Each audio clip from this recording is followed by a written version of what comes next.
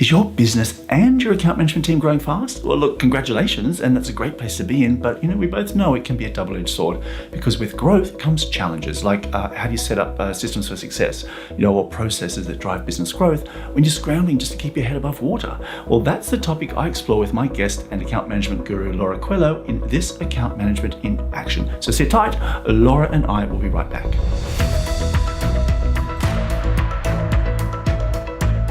Hi Laura, welcome to Account Management in Action. I am so glad to have you as a guest in this conversation all about account management. So welcome. Thank you, Warwick. I'm super excited to be here.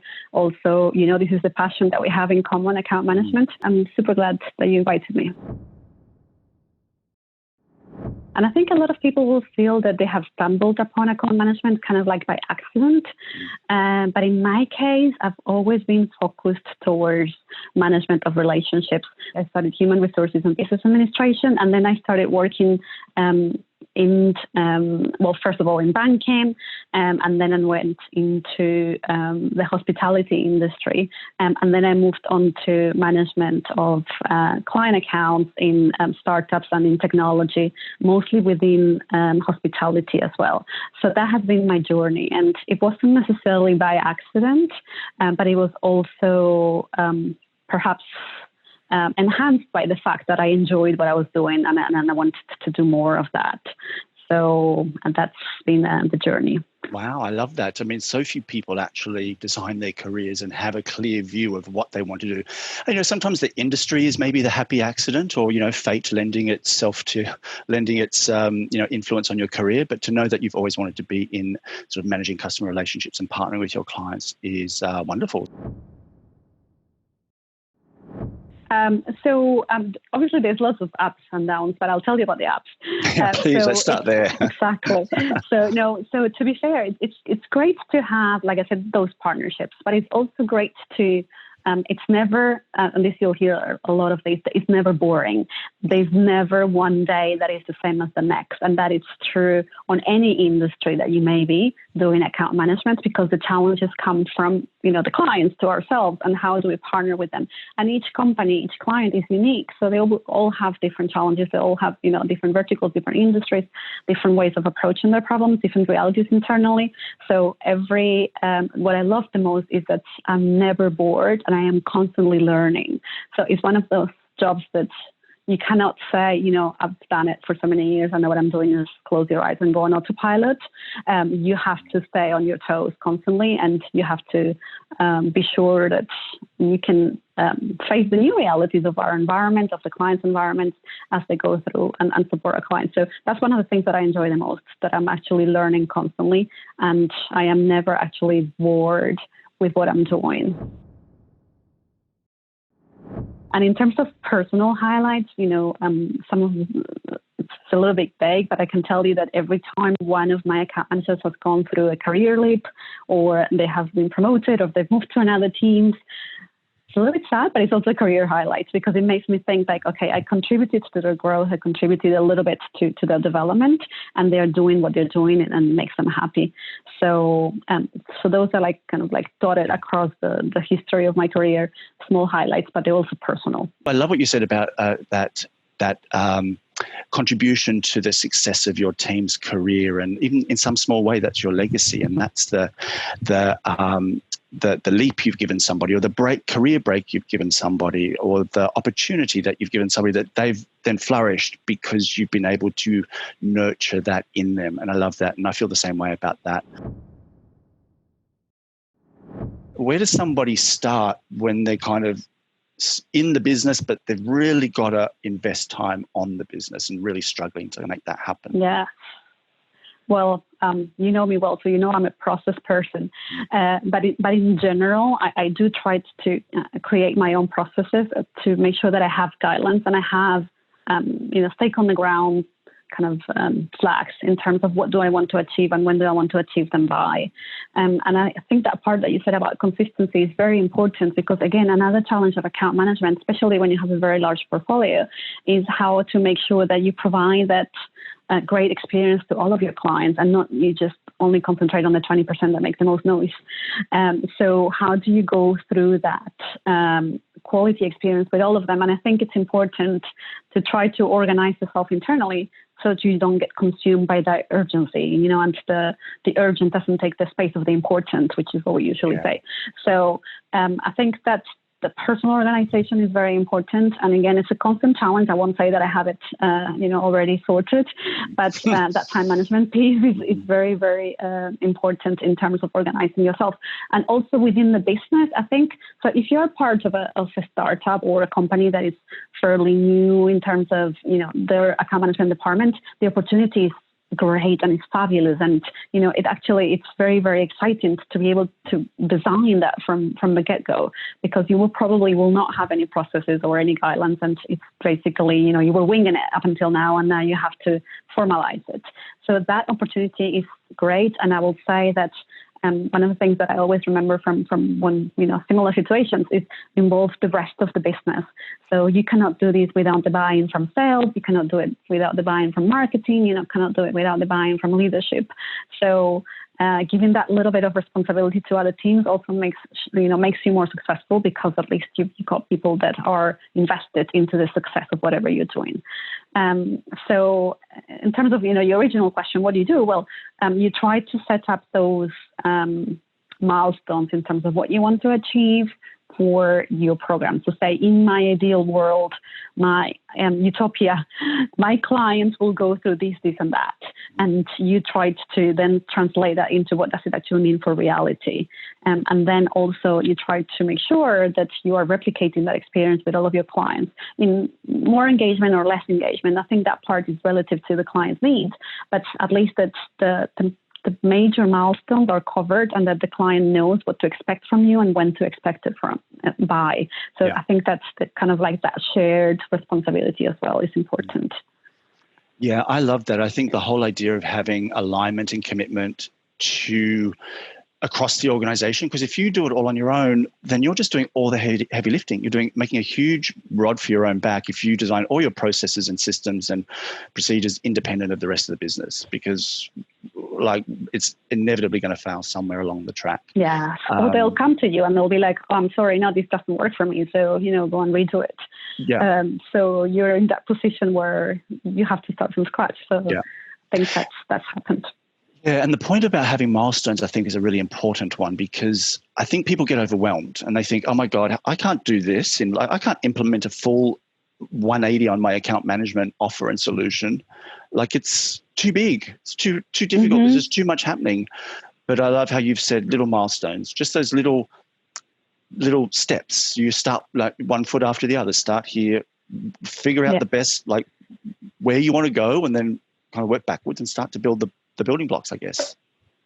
Exactly. I think that you're totally right. That have that overall light at the end of the tunnel, that mission, whatever you're striving for. So at where the you're end, going. for sure. Exactly. So that's fundamental. Where are you going? What do you want to get out of? And then walk backwards, exactly like you said, walk backwards and try to say, okay, to get there, what do I need to do? One of the things that I use a lot, it's mind mapping. So, you can say, okay, I want to get that as an objective. What are the other variants? What are the other things that I need to get to, not only for work, but also for your personal life? If you have to do a refurb in your house, or you have to plan for, some sort of course that you want to take, what do I need to do to get me there? And I think that's the mind mapping helps me, at least, because it helps me visualize what's the end goal. It may not work for everybody, but it's one of those things that, helps me in the day-to-day. Same. I'm a huge fan of mind mapping. And guys, I'll leave some links to some templates that I use for things like meeting agendas, account plans. Mind mapping is great, and MindMeister is a tool that I use for that. So links are below. I think whilst you are the voice of your customer internally, it is great to be involved, I would just say. The problem is when you start executing those tasks on behalf of somebody else. And I think that's exactly. And also there's obviously a little bit of ego on that, because we tend to think that we can do it better. And I think that's the problem. Exactly. When you actually think actually I get it and I know what I want to get out of. And I hear this from my team a lot. Oh, but if I do it, it will be quicker and it will be done right. And if I have to give it away, I don't know how it's going to be done. Well, learn to be okay with that.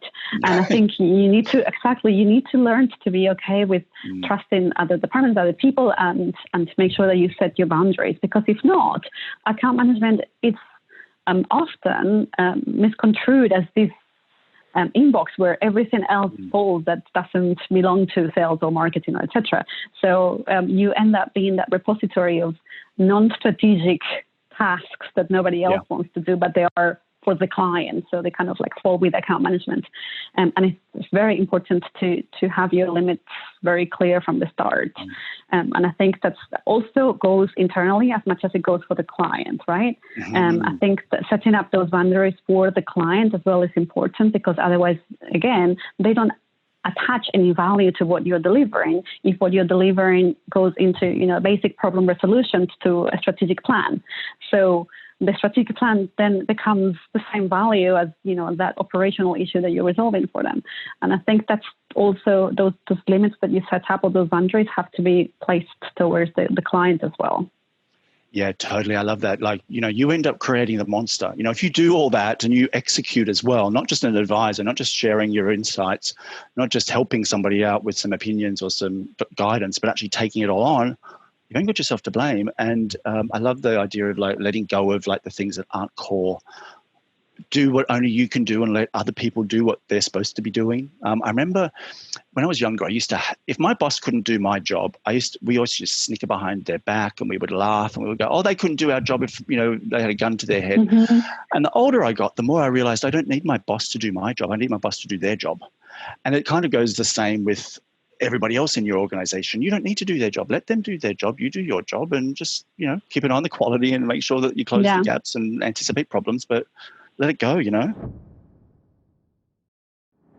was talking to somebody today and they said to me, I don't know how to say no. She feels that the value she brings to her client is by being accommodating, by being helpful, by saying yes, and is really struggling to get to know. Any sort of thoughts on either why we do that or how do we get out of that if we find ourselves constantly saying yes and we know it's the wrong thing to be saying? Absolutely.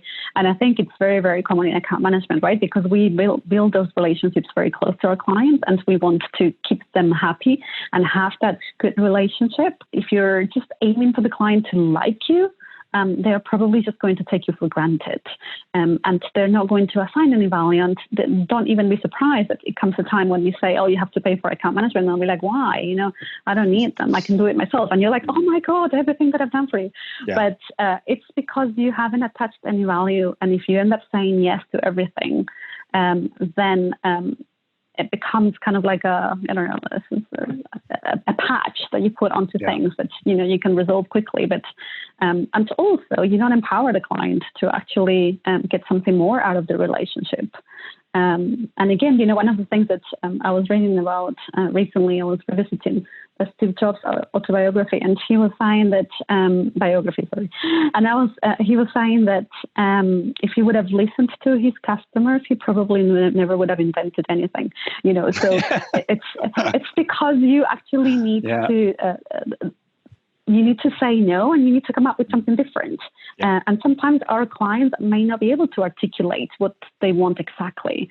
So they will tell you, I want this. And if you immediately say yes, you're robbing them from the opportunity of actually solving the ultimate problem. So I think that's kind of where I'm trying to get to. That just gave me a light bulb, like shivers. Like goosebumps, because I'm like, that is so true. If you constantly say yes, then you're stopping the problem from really being explored, because you've said yes to the first thing that was asked of you instead of no, but let's talk about it a bit more and figure out the right way to do that, or a way that's going to work for both of us, or to find out if that's really the problem or is the problem something else. And this is more a symptom than a cause. And if you say yes straight away, you don't get to any of those conversations. And it also works when the client is asking you for something that your company doesn't do or it doesn't offer, right? So that's another situation that account managers often find themselves into. It's like, oh my God, the competition has this feature and I don't have it. How do I tell my client that no, we can't do it?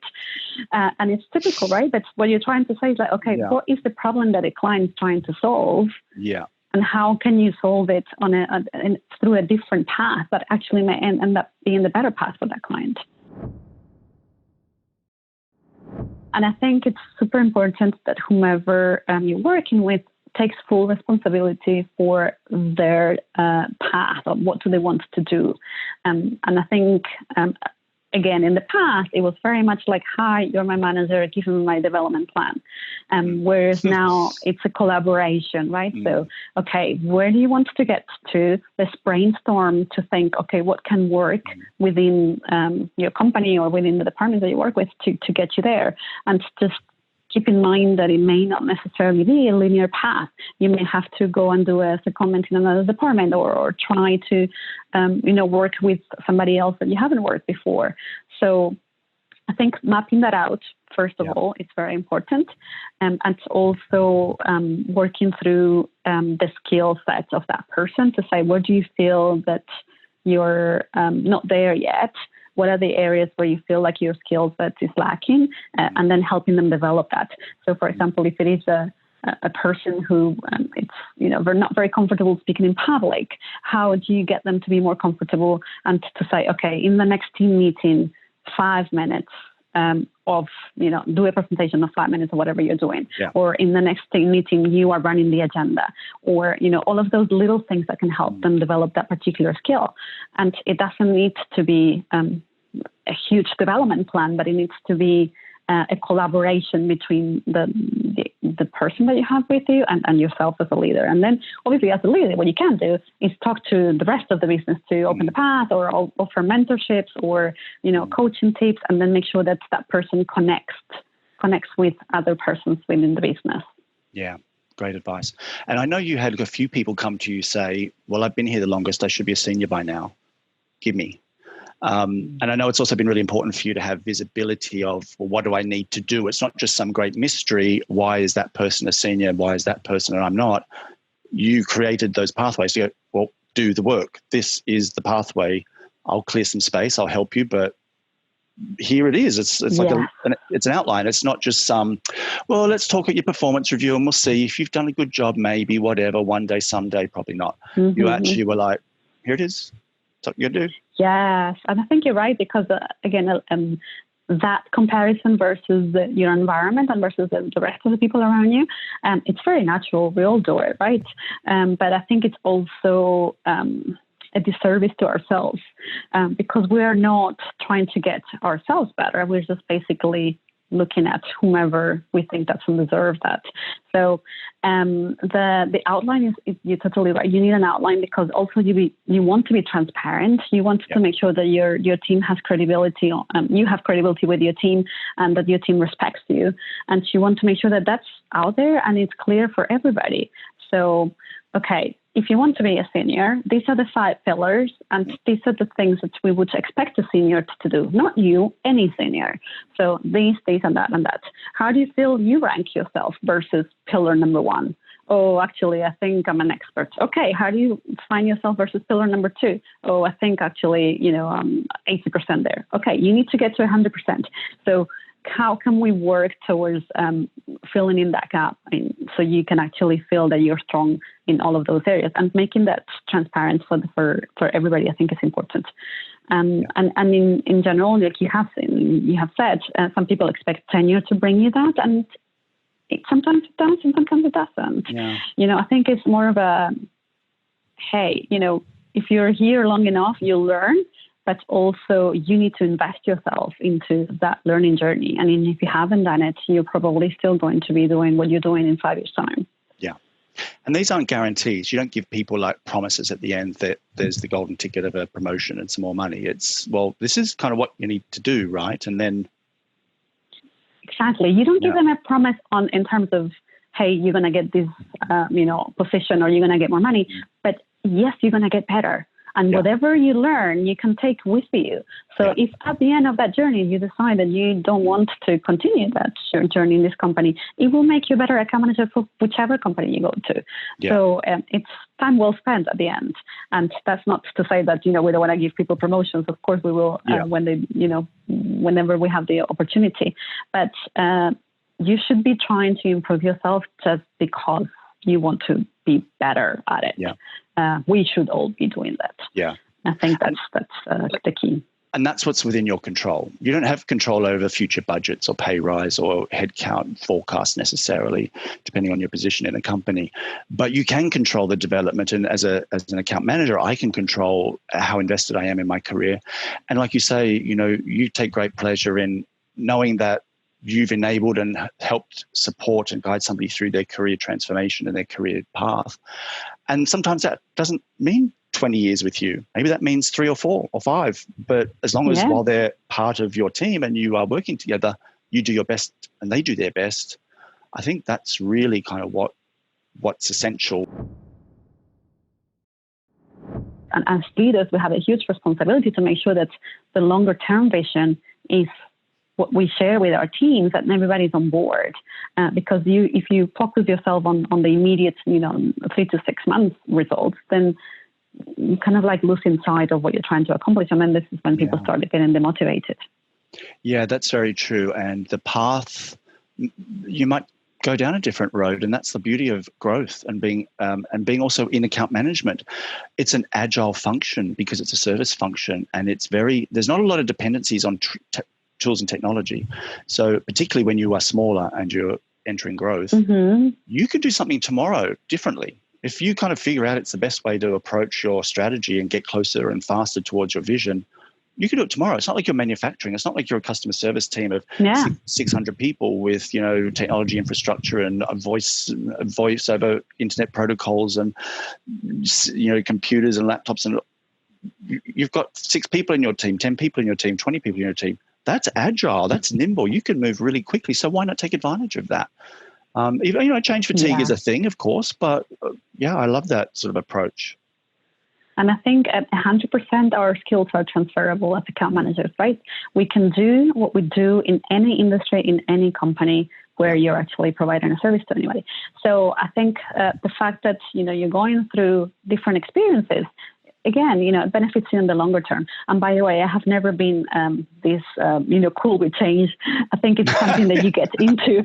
I know, because I've gone through, in my career at the beginning, I was very stubborn and I was like, why do we have to go through this if, whatever we were doing was working? But again, because if you keep doing what you're doing, you keep getting what you're getting, you're not getting more or better. So I think that's the important part. And I've gotten used to change to the point that I'm actually a fan at the moment, and I think I would be. I don't know how I would cope with a situation where we're not actually actually changing or experiment. And I think change needs to be well planned, as well planned as it can be. And I know that we had a situation where our boss at one time was like, do it, just change it tomorrow. Split the team up in 2, change it this way, do it that way. And we were like, whoa. Let's just take a step back. Let's think about some of what could go right, what could go wrong, some of the messaging. Let's make sure that we kind of have a plan to launch this change of structure versus what he was advocating, which was literally, I want this done by next week.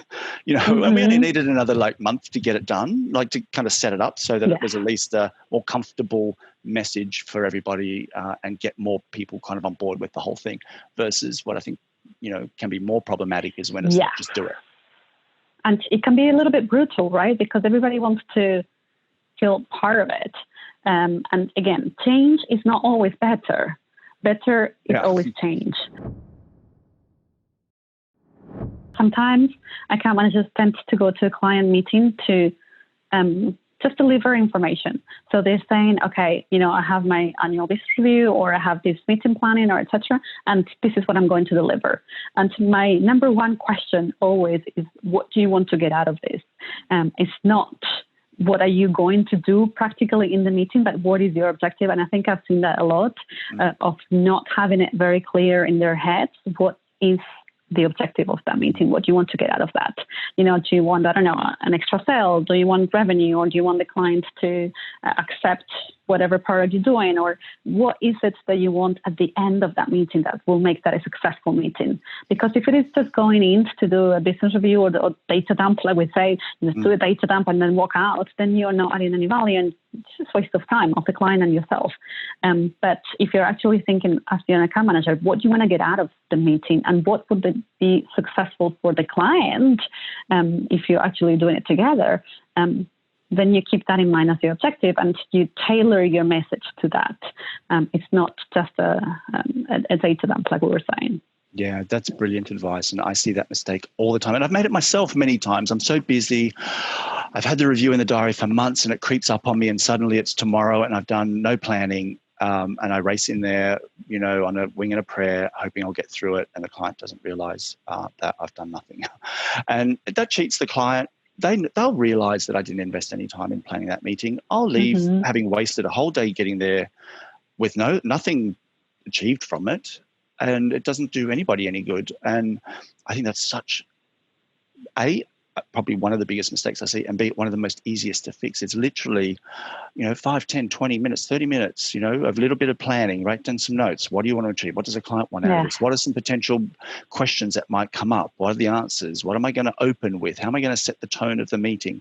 Those are questions you can answer in literally 15 minutes. You know what I mean? It's not a lot of work. It's a tick box exercise, exactly. Yeah.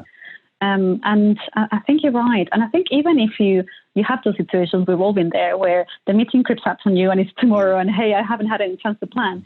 Ultimately, just maybe take 10 minutes before or, at the lobby, just get there, 10, 15 minutes before and just think, okay, how much do I know this client? What do I know will benefit them overall and what will benefit my company? Yeah. And how can I actually get a little bit closer to that? So just having that mental space to say, hey, is it an expansion, or hey, is it, do they have, I don't know, operational issues or anything that you can think of, okay, this is an objective of both of us. Yeah. You have something that you can talk towards. Just a little like, I don't advocate that, by the way, arriving 10 minutes before. You, me, everybody has sometimes failed ourselves and the client at a meeting by going in unprepared. It's life. It's the way things happen. Like you said at the beginning of the call, sometimes the urgent takes over the important and, the walls are falling down and that's the thing you had to sacrifice to attend to something else. But let that be the exception, not the rule, and make sure that for the most part you are prepared. Some people still have the old idea of account management of, tea and biscuits. That's kind of like keeping the client happy. Yeah. Just come over for a chat, just, be friendly and be the face of the company and then just go back home and then just don't ruffle any feathers. Yeah. I think that's a misconception a lot of, older schoolers maybe have about account management. The world of account management is very much that, we are go-getters, we are partners with our customers, and ultimately we are strategic program management, executors, if you want. We are not that friendly face of trying to keep the customer happy by saying yes to everything and having bringing a box of biscuits. It's a much more revenue-focused role than it was 10, 20 years ago, I think. And also, you're right, like it's not about, that's obviously important, relationships, but that's not the only thing. And, I'm a big believer in account managers need a point of view. And sometimes, what's that expression, like to make an omelet, you got to break some eggs. Sometimes you got to tell the client, this is not the way you should do it. I'm telling you. And this is what I recommend instead. That's account management. And I think you're right. A lot of people misunderstand it as that warm and fuzzy relationship-y, donuts, tea and biscuits, and I'll help you when you need it. And that's it. And of course, it's important. It's important, that relationship and connecting with the person that you have in front of you. But it's very timely because I had a conversation with somebody in my team recently, and he said, I've come to my light bulb moment and realized that a lot of my customers will have a beer with me, or they will go out with me and have a chat and, we'll go and see a football match or whatever. But not a lot of my customers will follow my advice. So why is that? And he was like, oh my God, all of those people that I thought I had really good relationships with, yes, they like me, but would they actually follow my advice and think I'm an expert on what I'm delivering? And he was challenging himself on that preconception of saying, great at relationships. What am I doing wrong that these people will not see me as the expert of the relationship?